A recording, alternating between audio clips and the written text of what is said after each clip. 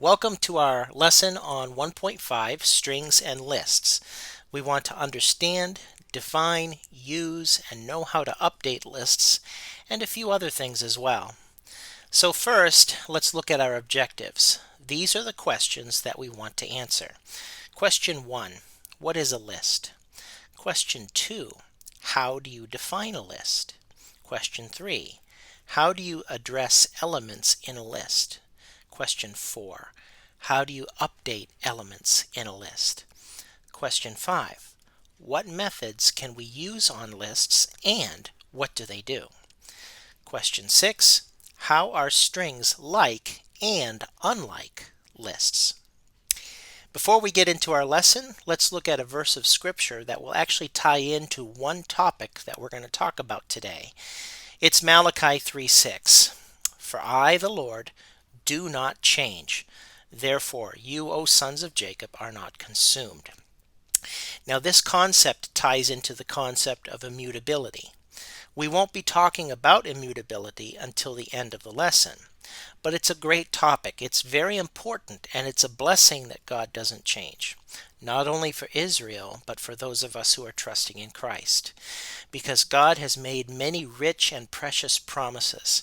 And because the Lord doesn't change, because He's the same yesterday, today, and forever, He will not step back from keeping those promises that He's made. So anyone who's looking to Christ is secure in Christ and can trust in Christ and what He's done, not only because of all the other beautiful aspects of who God is, but because of His immutability also, the fact that He will not back off from being who He is and from what He has promised. Now, we won't get into immutability till the end of the lesson, but that's a great scripture to anchor on. Let's ask our first question. What is a list? A list is a collection of elements that are addressable by an index. In our case, an integer value. This leads us into the second question, which will help reinforce our understanding of the first question. How do you define a list? So in Python, let's say I have the following list. My list is equal to shirt, pants, shoes, socks, underwear. You define a list in the following way. You have to begin with a variable name for the list. Then comes the assignment operator. All lists begin with an opening bracket. Next, the list will most likely have elements. It is possible to define an empty list, but we're not going to talk about that right now. We will later. This list has 5 elements. You always separate elements with commas. And all lists end with a closing bracket. So that's how you define a list. And again, a list is a collection of elements that can be indexed by or addressed by an index. Now, there's something that's very important for you to understand. Elements in a list are addressed by a zero-based counting system. How do you address elements in a list? Well, we're going to talk about this zero-based counting system. So here's our list, my list, and it has 5 elements. We do not begin counting with the number 1 in Python or in pretty much many other programming languages. We actually begin counting with the number 0. That's what it means to be a zero-based counting system. And so to address or to access the first element in the list, I use the list name followed by the 0 index. 0 is the address. So my list 0 is the address which obtains the value of shirt. My list 1 is the address which obtains the value of pants. My list 2 is the address which obtains the value of shoes. My list 3 is the address that obtains the value of socks. My list 4 is the address that obtains the value of underwear. What if you tried to use my list 5? If you did, you'd get an index error, because 5 is not an index that addresses anything in the list. So the moment you try to use an index which doesn't address anything in the list, you get an index error. Python is different from many other languages in the fact that it allows negative indexing. So here's our list again, my list defined in the following way: shirt, pants, shoes, socks, underwear. You can actually say my list -1, and what this does is this goes through the list in reverse motion. So my list -1 actually refers to the last element in the list. My list -2 refers to the second to last element. My list -3 will refer to shoes. My list -4 refers to pants. My list -5 refers to shirt. But the moment you try to use my list -6, that's when you're going to get the index error, because -6 doesn't address anything in the list. Next question. How do you update elements in a list? So here's my list defined to be shirt, pants, shoes, socks, underwear. Let's say we want to change underwear to undergarments. Now remember, you start counting with 0. Let me ask you a question. What is the index of the underwear in the list, in my list? The index of underwear is 4. So we use this index and we say my list 4 equals undergarments. Well, let's print out the list and see what happened.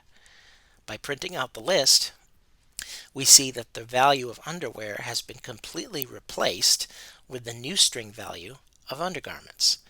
And so that's how you update a list. You use an index, you use the bracket notation, and you can replace whatever value is at that value, at that address, with a new value. Next question.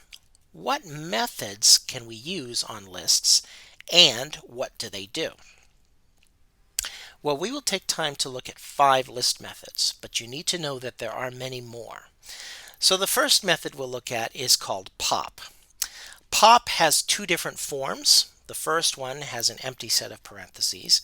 The second one, you take an index inside of pop, and we'll explain what that means.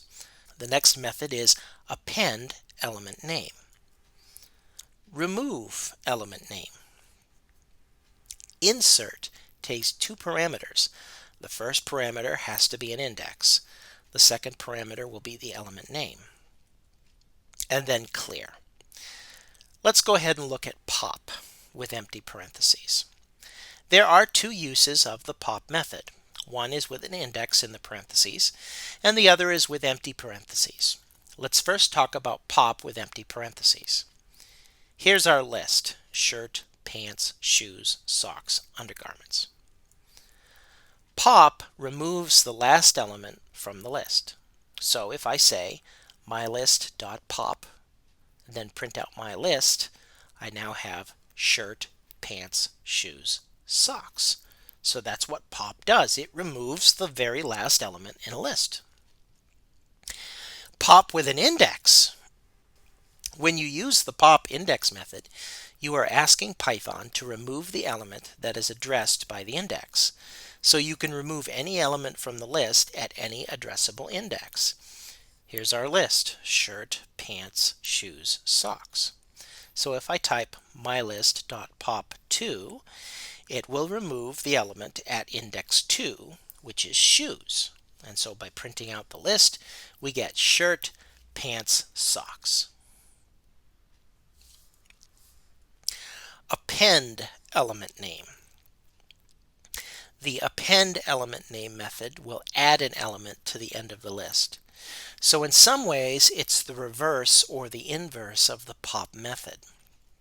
So here's my list: shirt, pants, socks. Let's say I type mylist.append tie. Then I print out my list. Tie is now added to the very end of the list. Now I have shirt, pants, shoes, tie. Remove element name. The remove element name method will remove the first occurrence of element name from the list if it is present. But if it is not present, then the Python shell will create a value error. Here's my list: shirt, pants, socks, and another pair of pants. So if I say my list dot remove pants, and then I print out my list, it will say shirt, socks, pants. It removed the first occurrence of pants. Now that's important because you need to know that the remove method will not remove every occurrence of pants, just the first one. Well, let's say I have shirt, pants, socks. What if I try to remove something that's not there? My list dot remove shoes. If you do that, you're going to get a value error. List dot remove x. X is not in the list. So be careful when you use the remove element name method. If the item you're trying to remove is not in the list, then you will get an error message. Insert takes two parameters. The first one has to be an index, and the second one is the element name. The insert index element name method allows you to insert an element in the list to any viable address position available. So my list is shirt, pants, shoes, and socks. Let's say I want to insert a tie at index 2, which is where shoes is. My list.insert 2, tie, and then I print out my list. We now see shirt, pants, tie, and shoes and socks got pushed to the right. So now the index of shoes is 3, and the index of socks is 4. Finally, the last method we'll talk about is the clear method. It's a pretty easy method. The clear method clears or removes all elements from the list and makes the list an empty list. My list equals shirt, pants, shoes, socks. So if I say mylist.clear and then print out the list, I get a completely empty list. How are strings like and unlike lists? This is our last question that we want to ask, and we want to find an answer to it. A string is a list of characters. You can address each character in the list using the bracket index notation. So let's say I have a variable called name, and it's equal to Andrew Buzzell. The moment I say name 0, that gives me capital A. If I say name index 7, that gives me capital B. You can even use the index 1 colon index 2 notation to get a substring from the string. So if I say name 0, colon 8, that gives me Andrew B. While you can address elements of a string, you cannot update elements of a string because a string is immutable. So the scripture that we started with, this is where it begins to tie in. Strings in computer science, or in the majority of computer science, in the many languages, strings are immutable. So that brings up the question, what does it mean to be immutable? So let's look at the definition we're going to use. Something is immutable if its value, property, or characteristics cannot be changed or altered from what they already are. Now, this idea of immutability can be a little bit confusing, so the first thing I want to do is look at what immutability does not mean. So, because it's tricky, we'll try our best first to clarify what it does not mean. Immutability does not mean that you cannot change the value a string variable holds. For example, let's say I have a variable called name equal to Joseph P, and then immediately in the next line I replace the value with Karen P. Both lines are perfectly legal. In the first line, the string value of Joseph P is held in the variable name. And in the second line, the value of Karen P replaces the old value and is now stored in the variable name.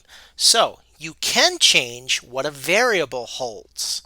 Variables can hold different string values. So you can change the string value that the variable holds.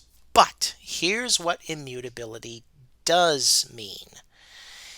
Immutability does mean that if name equals Joseph P, is that as long as the variable name holds that string value of Joseph P, then that specific string value in memory Joseph P. cannot be altered. That's what immutability means. So, in other words, you cannot append to that string value. You can't say name.append, and I would trying to turn this into Joseph Partridge. That can't work. You cannot delete or take away from the string value. So I can't remove SEPH from the word Joseph.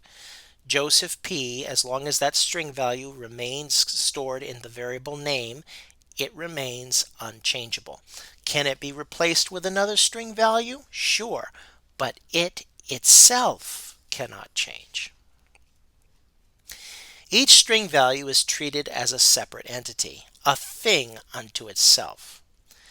Immutability states that any string object unto itself can undergo no change or alteration of any kind.